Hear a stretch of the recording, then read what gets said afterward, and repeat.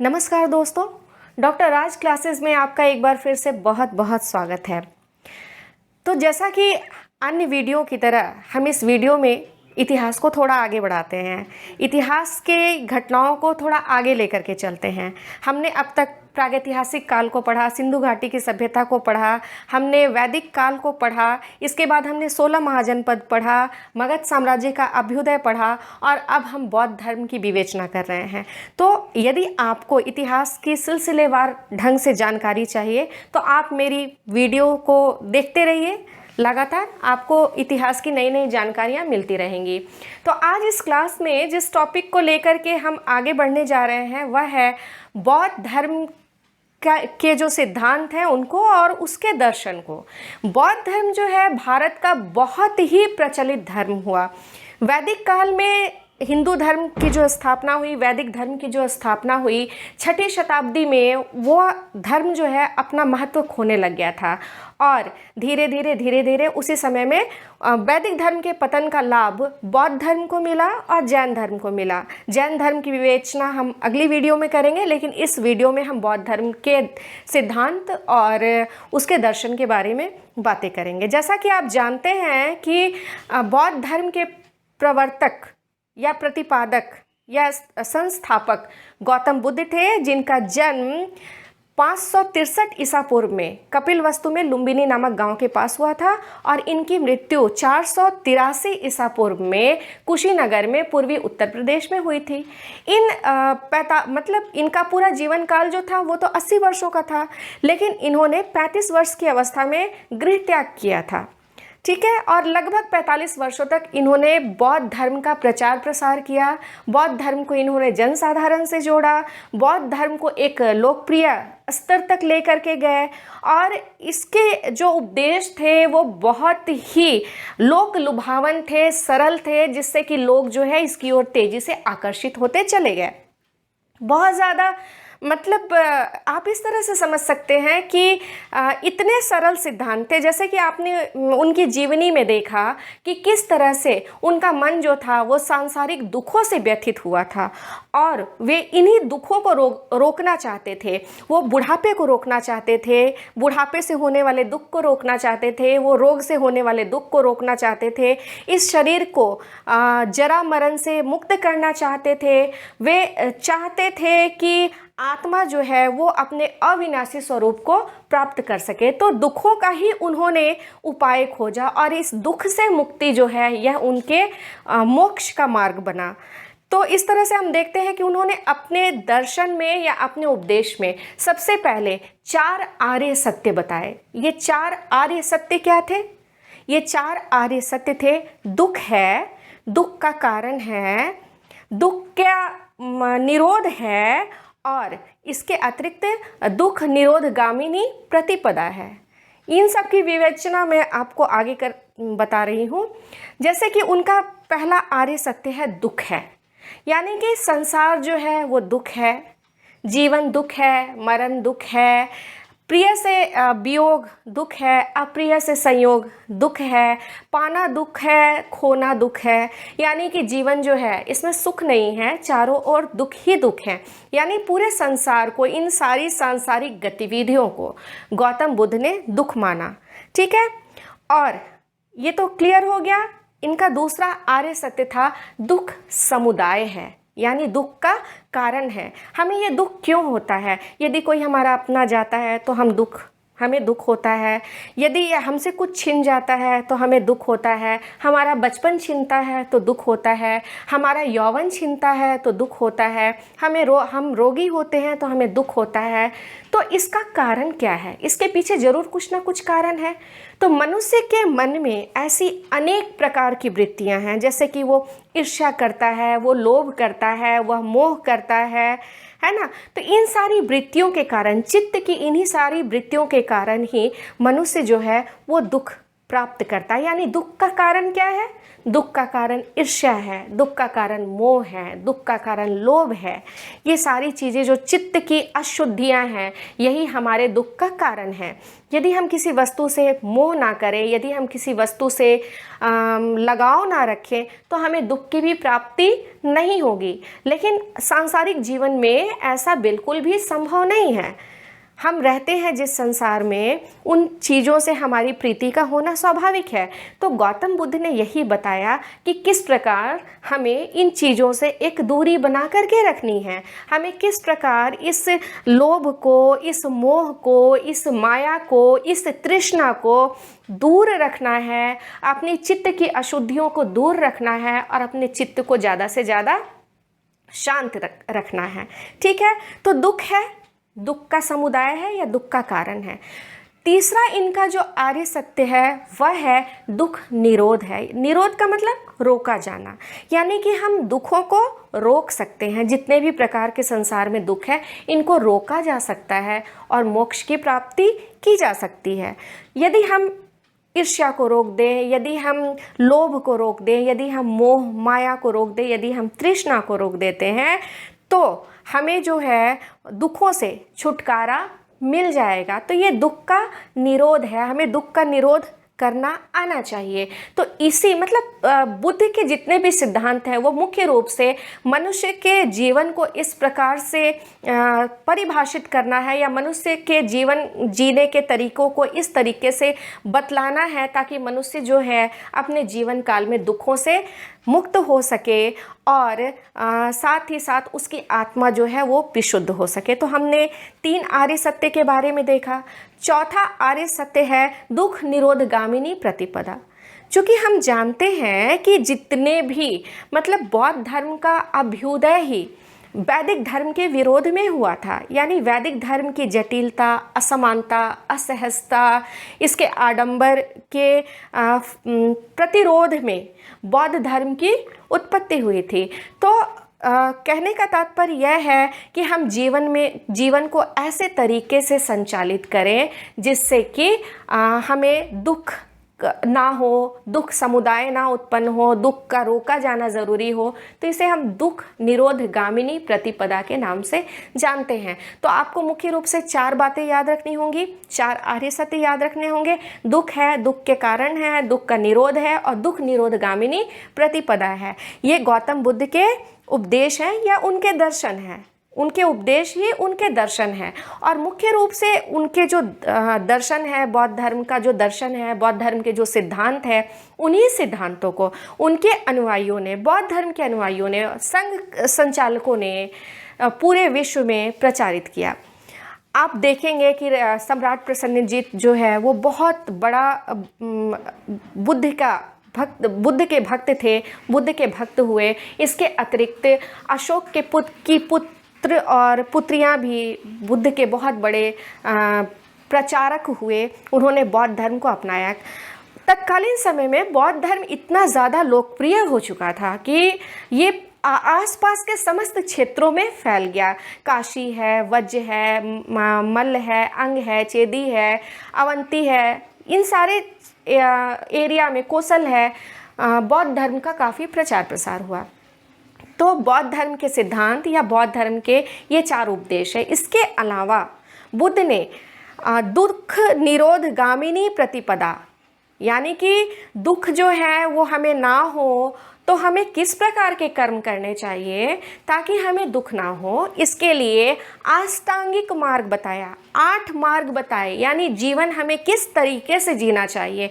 ये सबसे पहले महात्मा बुद्ध ने प्रतिपादित किया था। तो ये अष्टांगिक मार्ग भी आपको याद रखना बहुत ही ज़रूरी है। ये अष्टांगिक मार्ग क्या है?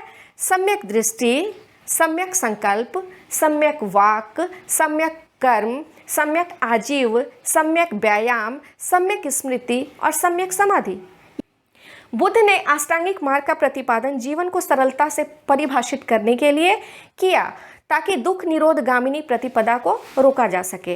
तो इनके जो 8 मार्ग थे वो थे सम्यक दृष्टि, सम्यक संकल्प, सम्यक कर्म, सम्यक वाक, सम्यक आजीव, सम्यक व्यायाम, सम्यक स्मृति और सम्यक समाधि। ये 8 उनके जो अष्टांगिक मार्ग के अंग थे। आइए अब थोड़ी सी इसकी डिटेल में विवेचना कर लेते हैं। सम्यक दृष्टि क्या है?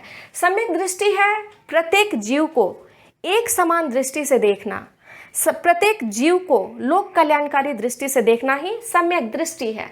सम्यक संकल्प है, हम जीवन में जो कुछ भी करने का संकल्प लें वो लाभकारी हो, लोगों के लिए उपयोगी हो और सूचितापूर्ण हो, यह हमारा सम्यक संकल्प है। उसके बाद है सम्यक वाक।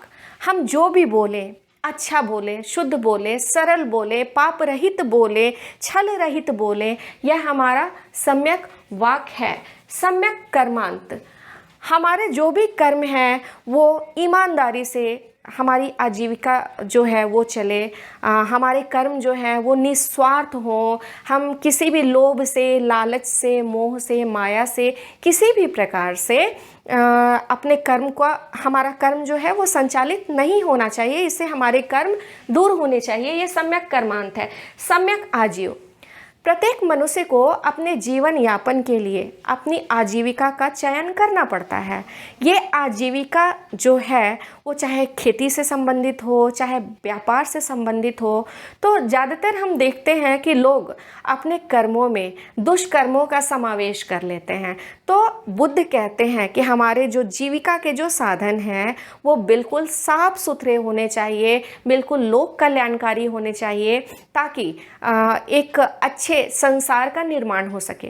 सोचिए, यदि सभी लोग जो हैं वो सम्यक दृष्टि, सम्यक संकल्प, सम्यक कर्म, सम्यक वाक, सम्यक आजीव, इन सारी चीज़ों का पालन करने लगे तो इस संसार का स्वरूप कितना ही खूबसूरत हो जाएगा। आगे बढ़ते हैं। सम्यक स्मृति, हम अपनी स्मृति में उन्हीं बातों को रखें जो कि लोक कल्याणकारी हो, जो कि अच्छी हो, जो कि दुष्कर्म से दूर हो। मतलब जो भी खराब बातें हैं उन बातों को हमें अपने जीवन में स्थान नहीं देना है। यह तो बौद्ध धर्म ने हमें बहुत पहले ही बता दिया था। बौद्ध धर्म दर्शन जो है वो आज भी, यानी कि आप देखिएगा कि ऋग्वैदिक काल का जो वैदिक जीवन का दर्शन था, आगे चल करके बौद्ध धर्म के दर्शन में वही शामिल हो गया। यानी बौद्ध जो सम्यक स्मृति जो है वो शामिल हो गई थी। बाकी के जो अंग हैं अष्टांगिक मार्ग के, वह भी शामिल हो चुके थे। तो हमें उन्हीं बातों को याद रखना है जो कि जीवनोपयोगी हो, लोकोपयोगी हो, जो लोगों के लिए ज़्यादा से ज़्यादा फायदेमंद हो। आगे चलते हैं। सम्यक समाधि, हम जब समाधि की ओर अग्रसर हो तो हमारा चित्त शांत हो, हमारा चित्त निर्मल हो और हम इस प्रकार से अपने शरीर से छुटकारा पा सके, इस शरीर को त्याग कर सके और हमारी आत्मा जो है वो मुक्त हो जाए। एक बात आप याद रखिएगा साथ में ही कि बौद्ध धर्म जो है वो ईश्वर को नहीं मानता है, वह ईश्वर का नश्वर मानता है, वह ईश्वर की पूजा नहीं करता है। लेकिन बौद्ध धर्म जो है वह आत्मा को मानता है और कर्म को मानता है। बौद्ध धर्म का दर्शन आत्मा और कर्म के दर्शन पर ही आधारित है। बौद्ध धर्म यह कहता है कि आत्मा है, यदि वह अच्छे कर्म नहीं करती है तो उसको पुनः वापस इस धरती पर जन्म लेना पड़ता है। यानी आत्मा, कर्म और पुनर्जन्म का सिद्धांत जो है वो बौद्ध धर्म हमें बताता है। यानी आप अच्छे कर्म करेंगे तो आपकी आत्मा मोक्ष को प्राप्त करेगी, महापरिनिर्वाण को प्राप्त करेगी, और यदि आपके कर्म अच्छे नहीं हुए तो आपको जीवन मरण के चक्र में लगातार आना पड़ेगा। तो आपने देखा कि महात्मा बुद्ध के जो 4 आर्य सत्य थे या उनके जो अष्टांगिक मार्ग थे वो इस प्रकार थे। इसके अतिरिक्त उन्होंने 10 शील मतलब 10 अच्छे गुणों का भी प्रतिपादन किया। 10 शील को भी हम उनके चिंतन का एक अंग मान के चलते हैं, जिसमें से जो पहले 5 हैं वो आम लोगों के लिए थे और बाकी के 5 जो हैं वो भिक्षुओं के लिए थे, यानी कि जो बौद्ध धर्म के अनुयायी थे वो उनके लिए थे। ये भी जीवन में बहुत ही ज़रूरी था ताकि जीवन ज़्यादा से ज़्यादा सरल हो सके, जीवन ज़्यादा से ज़्यादा उपयोगी हो सके। तो 10 नैतिक उपदेश जो थे वो उनके इस प्रकार थे, जैसे अस्तेय, ठीक है। अस्तेय का मतलब है चोरी ना करना, किसी भी व्यक्ति को अपने जीवन में चोरी नहीं करनी चाहिए, ठीक है। दूसरा है अहिंसा का पालन, इसे अलग से बताने की ज़रूरत नहीं है। पशुवध, पशु बलि निषेध है बौद्ध धर्म में, ठीक है। आगे चलते हैं। मद्यपान निषेध, मद्य का पान नहीं करना चाहिए व्यक्ति को। आगे चलते हैं। अपरिग्रह व्रत का पालन, मतलब कि किसी भी वस्तु का ज़्यादा से ज़्यादा संचय नहीं करना चाहिए। ज़्यादा से ज़्यादा संचय करने से क्या होगा, समाज में बाकी लोगों के लिए वह सारी चीज़ें समाप्त हो जाएंगी। यदि हम किसी भी वस्तु को ज़्यादा से ज़्यादा रखते हैं, अभी भी आप देखिएगा कि काला बाजारी, यानी कि जिस काला बाजारी की चर्चा हम आज की तारीख में करते हैं, बुद्ध उस काला बाजारी की चर्चा लगभग मतलब कि छठी शताब्दी ईसा पूर्व में ही कर चुके थे। उनका कहना था कि अपरिग्रह, किसी भी चीज़ का संचय नहीं करना चाहिए, और यदि किसी वस्तु का संचय करते हो तो उसे फिर दान में भी दे देना चाहिए। तो ये अपरिग्रह है उनका। आगे बढ़ते हैं, ब्रह्मचर्य का पालन। प्रत्येक मनुष्य को अपने जीवन में ब्रह्मचर्य का पालन करना चाहिए। ब्रह्मचर्य का पालन करने से क्या होगा, जनसंख्या वृद्धि नहीं होगी। यानी कि एक व्यक्ति यदि जीवन मरण के चक्र में फंसा हुआ है तो उसे कोशिश करनी चाहिए कि वह दूसरे व्यक्ति को जन्म दे करके, किसी और बच्चे को जन्म दे करके उसे जन्म मरण के चक्र में ना बांधे। तो इसके लिए उन्होंने ब्रह्मचर्य का पालन करने का उपदेश दिया। सही है, क्योंकि आज की तारीख में भी जिसे हम जनसंख्या नियंत्रण कहते हैं, यह जनसंख्या नियंत्रण क्या है, इस जनसंख्या को कैसे नियंत्रित किया जा सकता है। जनसंख्या नियंत्रण के बहुत सारे कारण हो सकते हैं, बहुत सारे उपाय हो सकते हैं, लेकिन जनसंख्या नियंत्रण का एक प्रमुख जो है तरीका है वो ब्रह्मचर्य का पालन भी है। अगर हम इस चीज़ को फोकस करते हैं, यदि हम समझ लेते हैं कि आत्मा है और इसे मुक्त होना ज़रूरी है, तो ब्रह्मचर्य का पालन वहाँ बहुत ही अनिवार्य हो जाता है। आगे बढ़ते हैं, नृत्य गान का त्याग, यानी सांसारिक सुखों का त्याग। सांसारिक सुखों को त्याग करके बुद्ध यह शिक्षा देते हैं, बुद्ध यह उपदेश देते हैं कि सांसारिक सुखों को त्याग करके मनुष्य को अपना जीवन जो है लोक कल्याणकारी कार्यों में लगाना चाहिए, यानी सांसारिक भोग विलास से दूर रहना चाहिए। पुष्प तथा अन्य सुगंधित वस्तुओं का त्याग, असमय भोजन का त्याग, कोमल शैया का त्याग और कामिनी कंचन का त्याग। यानी कि एक साधारण मनुष्य को अपने जीवन काल में इन सारी वस्तुओं से, इन सारी चीज़ों से, इन सारे कर्मों से दूरी बना करके रखना बहुत ही ज़रूरी है। तो हम देख रहे हैं कि बुद्ध ने जिस धर्म का प्रतिपादन किया उसकी लोकप्रियता का वास्तविक कारण क्या था। वास्तविक कारण था कि इसके सिद्धांत इतने सरल थे, इतने जन लोगों के उपयोगी थे और आसानी से लोग इसको फॉलो कर सकते थे, यानी आसानी से इसका पालन कर सकते थे। यही स्थिति है कि आज भी विश्व के अनेक देश जो हैं वो बौद्ध धर्म का पालन करते हैं।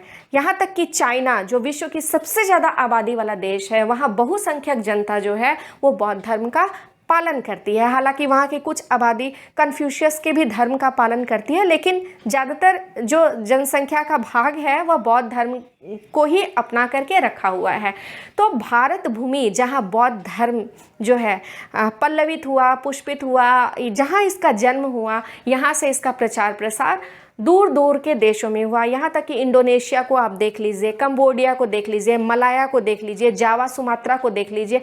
इन देशों में तो बौद्ध धर्म आज भी अपने मूल रूप में पूरी तरह से विद्यमान है और यहाँ की 90% आबादी जो है वो बौद्ध धर्म का पालन करती है। तो आज की इस वीडियो में मुझे लगता है कि आपको बौद्ध धर्म के जो दर्शन हैं, जो सिद्धांत हैं, वो उनका चिंतन है वो आपको समझ में आ गया होगा। हाँ, एक बात आप और भी याद रखेंगे, वो ये कि बुद्ध के समय तक तो बौद्ध धर्म अपने मूल रूप में ही चलता रहा, लेकिन बुद्ध की मृत्यु के उपरांत इनका संघ जो है इन्हीं नियम और आदर्शों को लेकर के, जो इनके सिद्धांत हैं, 4 आर्य सत्य है, अष्टांगिक मार्ग हैं और 10 नैतिक उपदेश हैं, इनके आधार पर 2 भागों में विभक्त हो गया, हीनयान और महायान। हीनयान जो है वो उसके नियम आज भी उतने ही कठोर हैं। वो अपदीपो भव, यानी कि एक व्यक्ति जो है उसे अपने जीवन में जो कि सिर्फ अपने निजी तौर पर बुद्ध धर्म को अपनाता है, उसके सिद्धांतों पर आचरण करता है, तो ऐसे लोग हीनयान संप्रदाय के कहे गए। और महायान संप्रदाय जो है, इस संप्रदाय के लोगों ने उपदेशों को और भी सरल बना लिया और काफ़ी बड़ी संख्या में महायान संप्रदाय के लोग जो हैं वो बौद्ध धर्म को मानते हैं। महायान संप्रदाय का जो धर्म और दर्शन है वो पहले की तुलना में ज़्यादा सरल है। तो ये सारी बातें आपको याद रखनी होगी और मुझे लगता है कि आपको बहुत स्पष्ट समझ में आ गया होगा। हालांकि अभी बहुत सारे टॉपिक्स इसमें बाकी हैं जो एक एक करके हम चर्चा करेंगे। साथ ही हम जैन धर्म के बारे में भी पढ़ेंगे, उसके चिंतन, उसके दर्शन के बारे में भी पढ़ेंगे। फिर हम ये भी देखेंगे कि दोनों में किस प्रकार से समानता है और किस प्रकार से असमानता है। लेकिन साथ ही आप याद करेंगे कि हमने जो मगध का अभ्युदय पढ़ा, मतलब राजनीतिक जो स्थिति थी, जिस समय में बौद्ध धर्म, जैन धर्म पल्लवित पुष्पित हो रहे थे, जिस समय में आगे बढ़ रहे थे, इनका जन्म हो चुका था, प्रचार प्रसार हो रहा था, उसी समय राजनीतिक स्थिति में मगध का अभ्युदय हो चुका था। और मगध के एक से बढ़कर के एक मगध में शासन करने वाले जो शासक हैं वो आ चुके थे। हर्यक वंश है, शिशुनाग वंश है, नंद वंश है और सबसे बढ़कर के मौर्य वंश। तो जहां हम जैन और बौद्ध धर्म को एक साथ पढ़ेंगे, उसके साथ ही समानांतर में हम मगध के इतिहास को भी पढ़ेंगे। विशेष रूप से बताना चाहूँगी कि मैं आपको क्लास में जो भी बता रही हूँ उसका सारा का सारा डिस्क्रिप्शन जो है वो लिंक में दिया हुआ है, डिस्क्रिप्शन में वो दिया हुआ है, आप वहाँ भी जा कर के पढ़ सकते हैं। तो यदि आपको वीडियो अच्छी लग रही है तो आप इतिहास की जानकारी ऐसे ही प्राप्त करते रहिए। धन्यवाद।